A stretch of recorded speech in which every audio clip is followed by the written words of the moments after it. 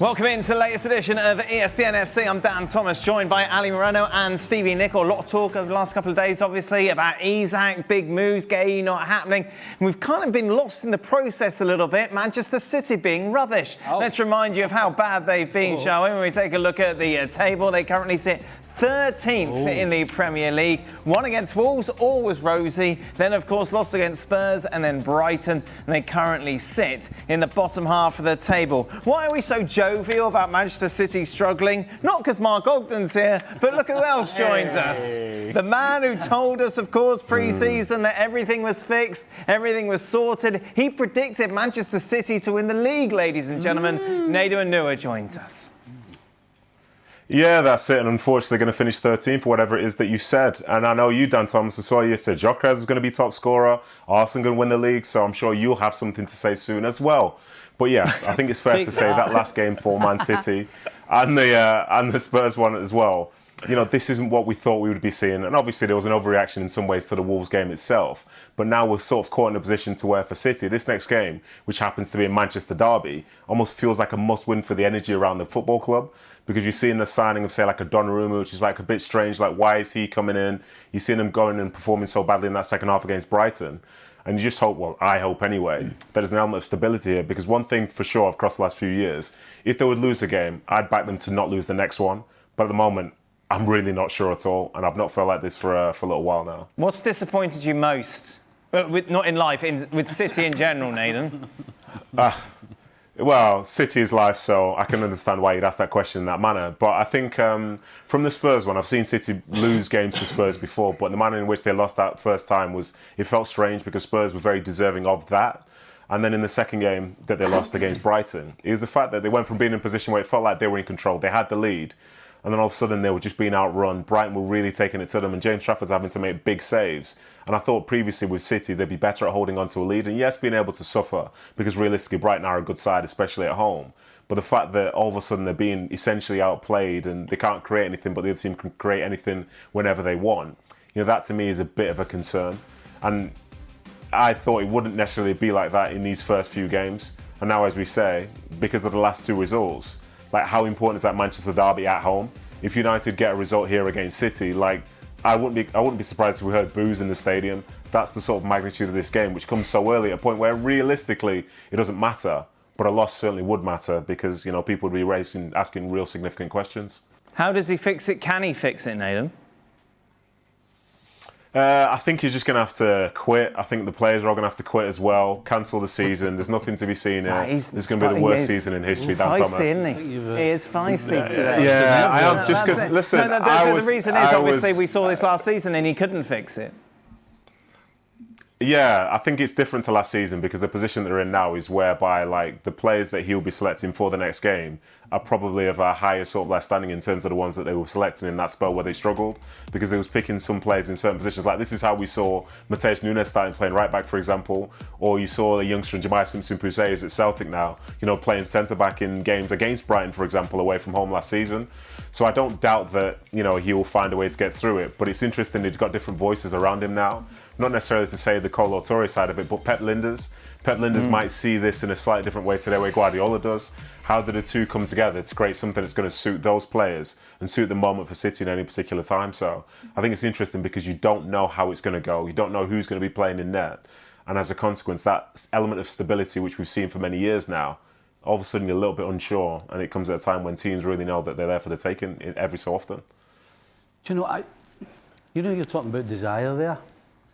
I kind of agree with Nedum that it's not the desire that's the problem. It's the direction in which way they're going to use this desire and the will to try and change things. And 100% in the Spurs and the Brighton game, when things needed changing, they looked as though they didn't have any clue what to do. Right. And that's down to the coach. You know, you have to have certain plans in place where if we're up against it, this is what we do. If we can't get the ball, this is what we do. But when they were getting outrun and outplayed, they had no idea what to do. And that would be the biggest worry for me. I think we have seen so much success over the years with Manchester City and Pep Guardiola that our default reaction following last season is, or was, he's going to figure it out. Rodri will be back. They're going to figure it out. they're going to be okay. This team will get it right. And we saw some of those early performances, and I'll go as far back as the Club World Cup and thinking, well, maybe there's something here. And all this optimism that comes from having observed this team and their success over the last few seasons, as much success as they have had, all of that optimism started to disappear once you watched them play against Al Hilal and watch how they struggle defending counterattack opportunities and how they struggle maintaining quality possession of the ball and how they struggle in creating opportunities and putting those opportunities away, because it took you right back to the middle of last season. But there's still that optimism, and you kind of go, all right, well, it's a Club World Cup, so we can dismiss that. There were some positive signs. They're going to build momentum. They're going to get it right. It's Pep Guardiola. They play against Wolves, and you kind of think, yeah, all right, okay. And then the last couple of games have come around, and it's, once again, going right back to Al Hilal, going right back to the middle of last season. And so to Nedum's point, in which he's trying to frame it as if things are different now, it's hard to make that argument that things are different now or significantly different now than what they were in the middle of last year. To Nedum's point, Steve, you've been there, obviously. How much of a difference does assistant coaches actually make when you're Pep Guardiola? Huge. Because players, in general, don't want to go up to the coach, and they will go through the assistants. And so they are absolutely huge. And they're also huge, the assistants, in terms of being able to turn round to Pep and say, we need to do this. If we keep doing this, this is going to happen again. Or if we don't do this, then that's going to happen. And the question is, Pep Linders, has he been there long enough? Does he know Pep enough to turn around and say, no, we need to change that? I'm not so sure. Among the things that they need to change, and it's not easy to change because you cannot manufacture this. You have to see it out on the field and you have to go through successful times. They're at their best. Manchester City had a certain level of confidence and swagger about the way that they played the game. That there's an expectation that they were going to dominate possession, that they were going to create chances, they were going to score goals. And regardless of some of the frailties that they may have had defensively, they were not concerned about that because of how good they were in the middle of the park and how good they were offensively. There is no confidence and there is no swagger. And the only way, as I just mentioned, that you achieve that or try to get a hold of that is by seeing consistently good performances out on the field. And the one thing that I think we can all agree, regardless of whether you support this team or not, is that they haven't been consistently good for a long period of time. Nedum?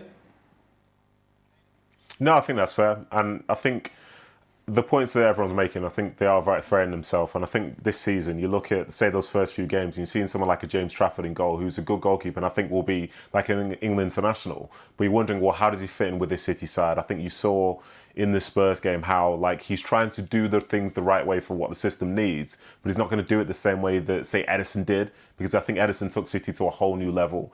And then you look into the midfield, you look at combinations that are starting to be created, and they haven't been great. But I think what I would lean towards is, like, there's an element of stability that will come now, as is the case with teams up and down the land, in knowing which players are going to be there. There's not a case of, well, someone's discontent, or is this guy going to play? Is that guy not going to play?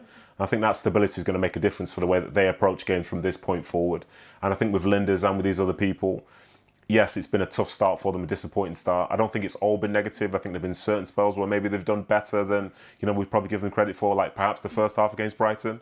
But there are alarming signs there. But I think the coaching staff with Guardiola at the helm is going to look at that over these next 2 weeks and make sure that when those players come back, and by the way, a lot of those players aren't jaded by that middle part of last season because quite a few of them didn't play. I think they can have a more positive mindset than, say, we do, because we try and refer back to a time when essentially they were horrendous, but I just don't think they're in that position now at all.